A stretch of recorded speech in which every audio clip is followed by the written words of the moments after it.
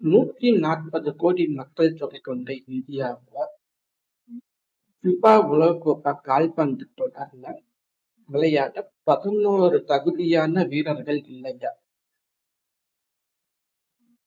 ஏன் இந்தியா ஒரு முறை கூட ஃபிஃபா கால்பந்து உலகக்கோப்பை தொடர்ல தகுதி பெற முடியல?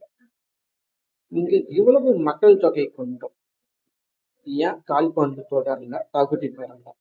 இதுக்கு பின்னாடி இருக்கிற அன்பில்றான காரணங்களை ஜீவா விப்ஸ் வழியாக உங்களுக்கு சிம்பிளா புரிஞ்சுக்கிற மாதிரி சொல்றேன். வாங்க வீடியோக்குள்ள பயணிக்கலாம்.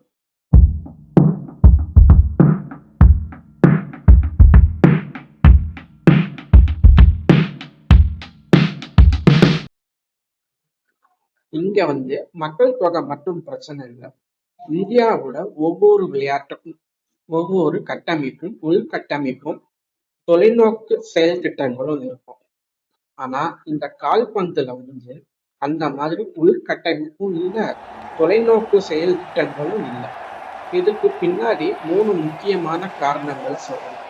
அது என்னன்னு ஒண்ணா சொல்றேன்.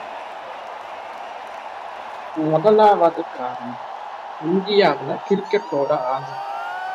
இந்த நாட்டுல மொத்த வருமானமும் கார்பரேட் நிறுவனங்களும் அதனோட விளம்பரங்களும் கிரிக்கெட்டை நோக்கியே நகரும். இதனால கால்பந்துக்கு சரியான நிதி கிடைக்கிறது இல்லை.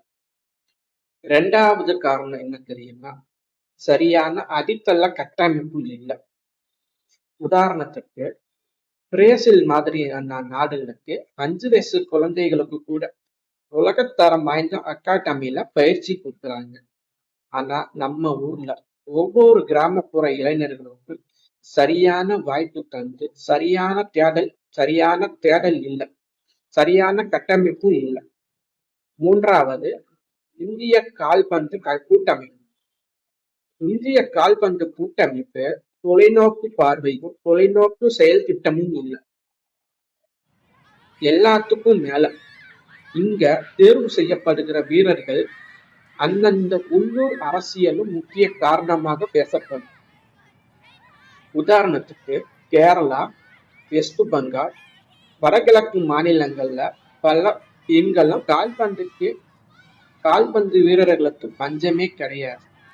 ஆனா இந்த தேர்வு செய்யக்கூடிய கமிட்டில சரியான தேர்வுல எந்த ஒரு அரசியல் தலையீடும் இல்லாம அந்த தேர்வு கரெக்டா நடந்துச்சுன்னா இங்க பல இளைஞர்களுக்கு வாய்ப்பு வழங்கப்பட்டு இந்திய கால்பந்தும் ஒரு காலத்துல ஃபிஃபா உலகக்கோப்பை தொடர்ல கலந்துகிறதுக்கு கனவு நனவாகும்.